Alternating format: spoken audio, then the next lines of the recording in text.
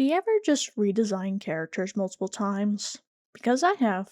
Hello, my name is Jessi, and I am a self taught artist and college student looking to improve my skills every day. Welcome to episode 2 of the Redesign workshop.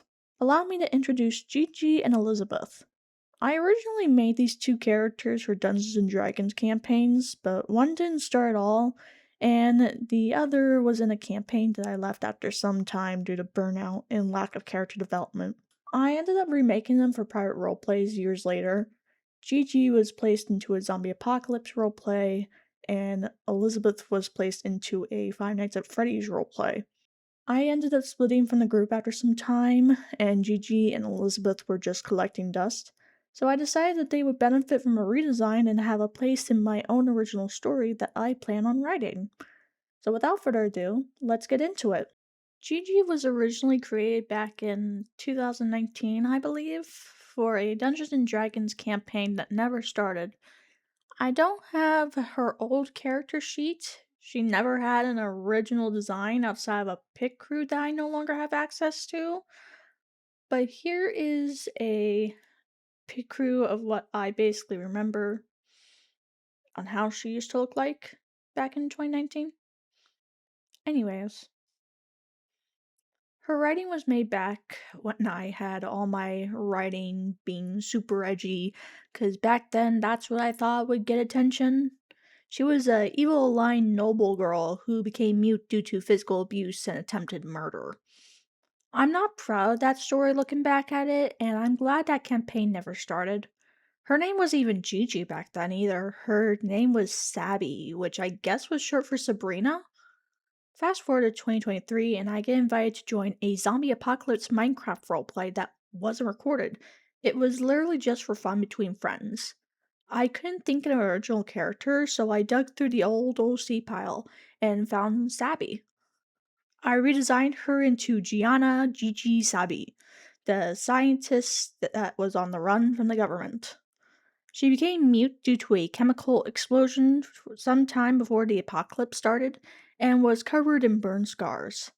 After the apocalypse started, it was rumored that the government was gathering all the scientists and taking them somewhere remote.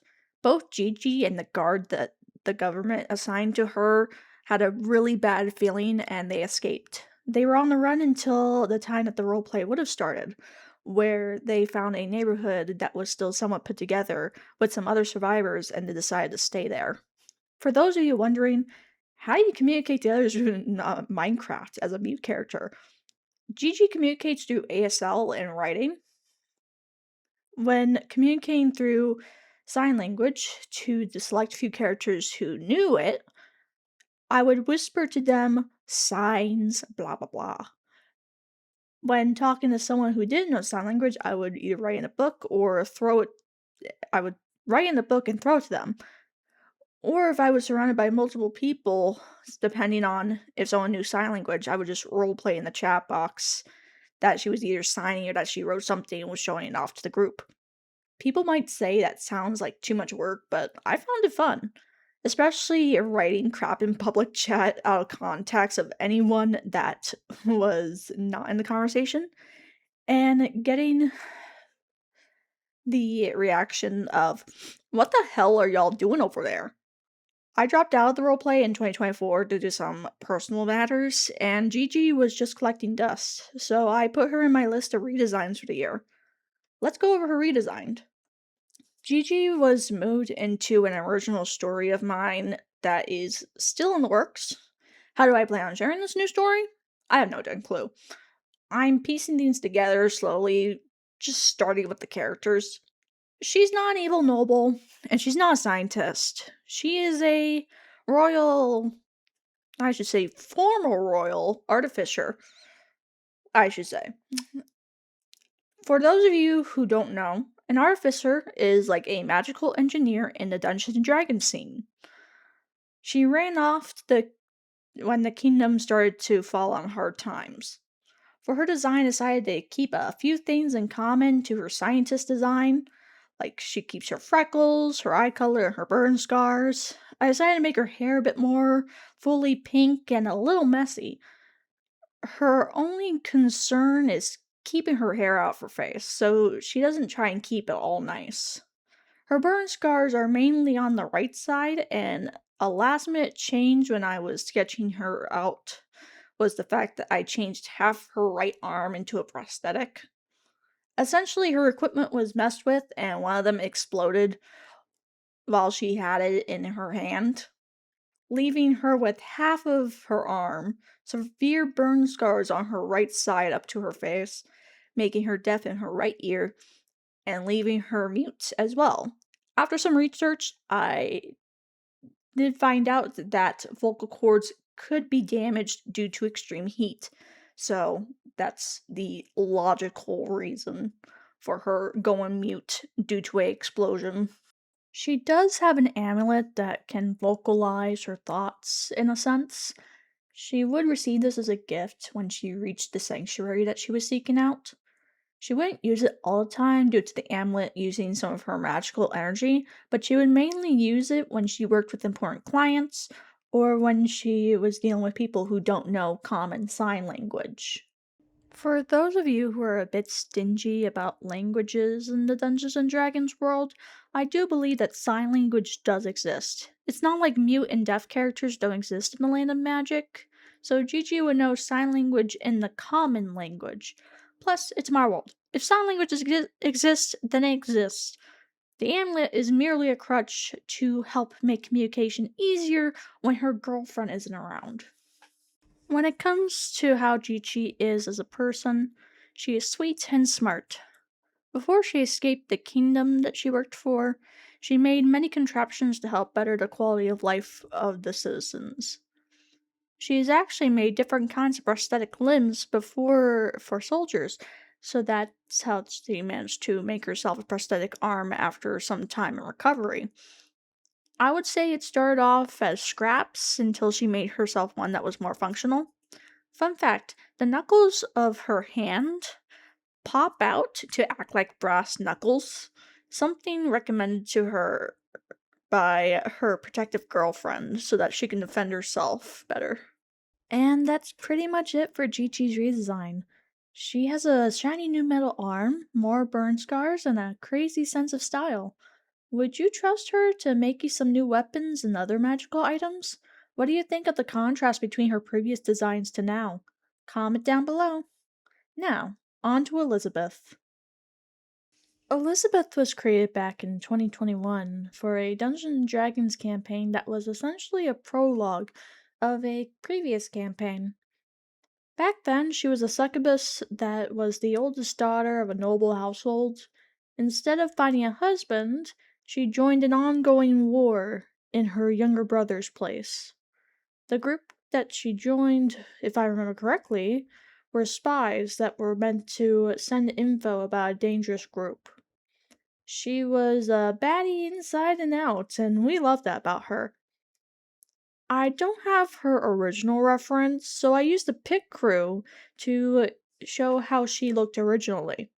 Just like with Gigi, after I left the campaign, Elizabeth was collecting dust until around 2023 when the group that I did the zombie apocalypse with did a Five Nights at Freddy's roleplay. I grabbed Elizabeth from the bin and I turned her into an artist that liked to explore abandoned buildings and ended up getting stuck in a never ending loop in a pizzeria with a bunch of other trespassers. She was quiet but tough when she needed to be, and she actually enjoyed spending time with the animatronics when they weren't trying to kill her. In 2024, I left the group and Elizabeth got shelved. Now here she is, no longer a noble succubus spy or a FNAF survivor. She is now Elizabeth Connor, former captain of the guard and Gigi's girlfriend.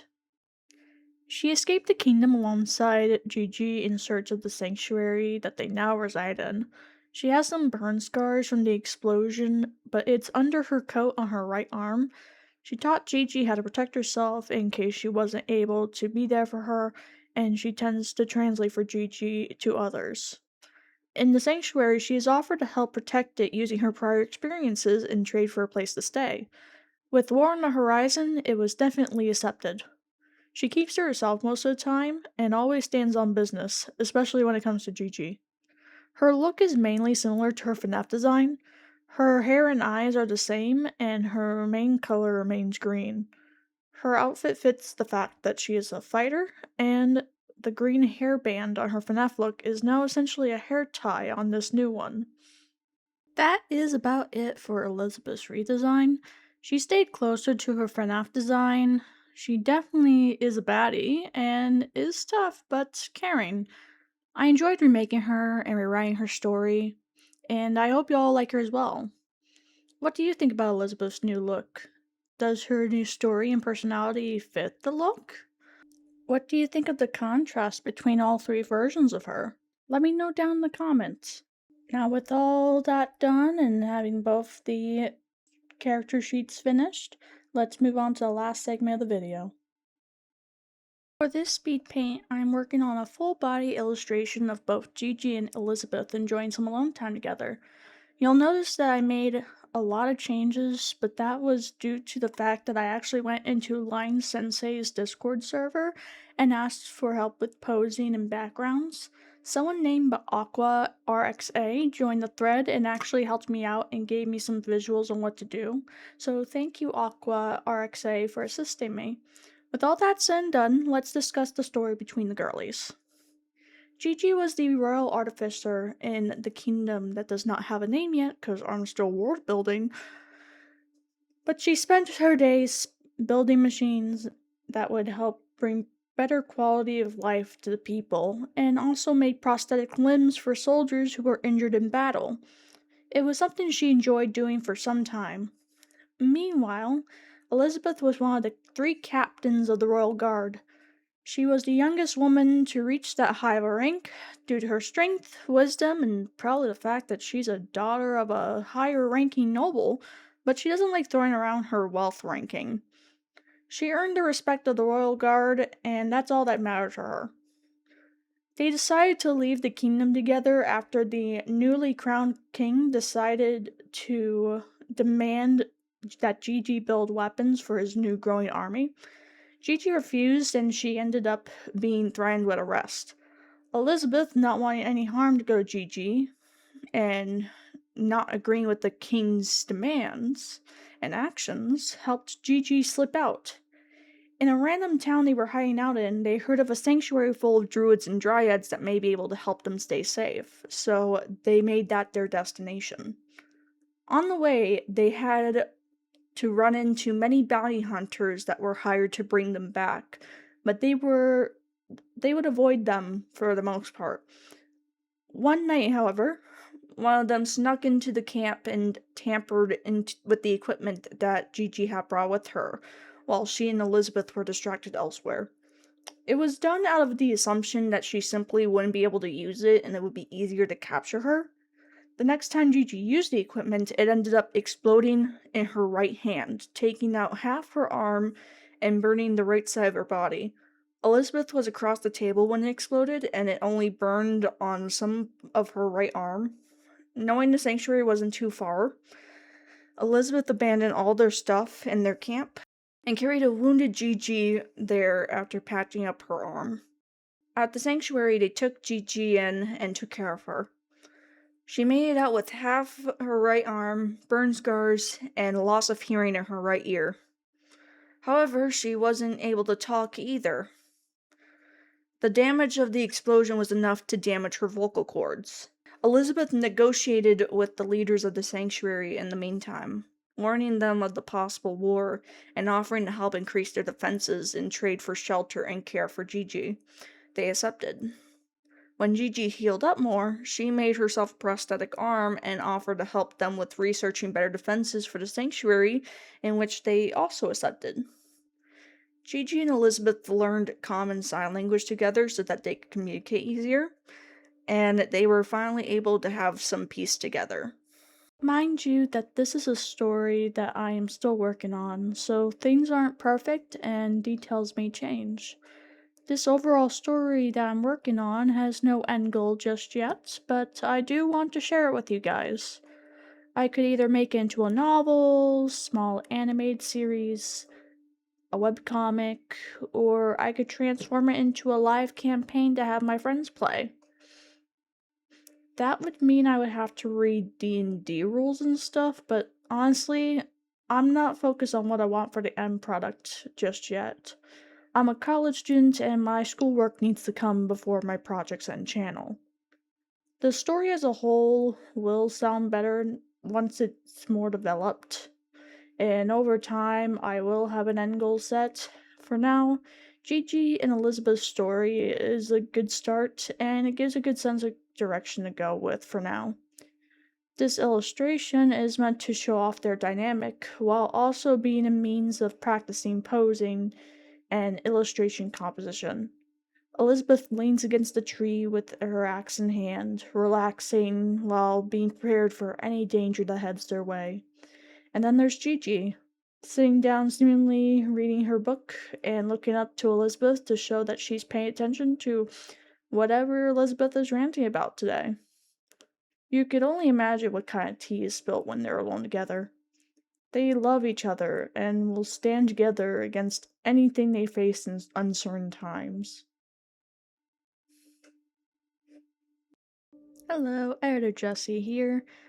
This speed paint is long, even when I try to speed it up more, so let me just announce that I'm joining Art Fight for the first time this year.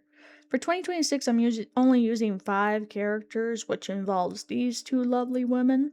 So if you want to attack me, then go to the link below and follow my account. I will do my best to follow you back and get some revenges done. I'm going to do my best to fit in Art Fight with my summer classes, and I will be attempting to go live on Twitch again and work on attacks and revenges live.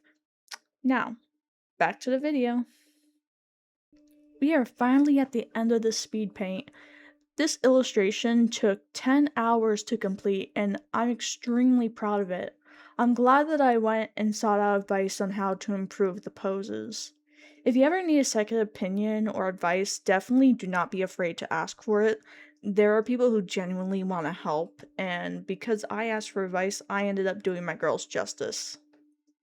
Thank you so much for watching this video and sticking around during my rambling. This series is definitely my way of ranting about my characters and plans, so I definitely plan on making more. I have a few characters in mind for who I want to redesign next and plug in their stories. Then their stories may be mixed into this main one that I'm working on. We'll see how it goes. I need to prioritize school at the moment, which starts next week as of posting this. I'm taking speech, college algebra, and design 1, so we'll see what happens. And they shortened the semester from 12 weeks to 8 weeks, but I'm sure I can do it. I'm sure I can handle it. I'm taking part of Art Fight, and the link will be in the description below. I also have commissions open.